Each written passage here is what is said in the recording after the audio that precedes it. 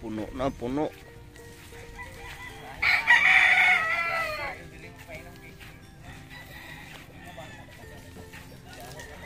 Husray gamit pag nagpainom, husray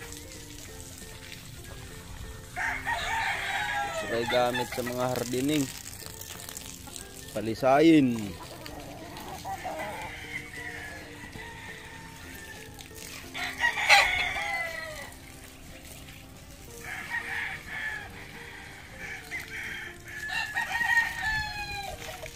Ganda nito.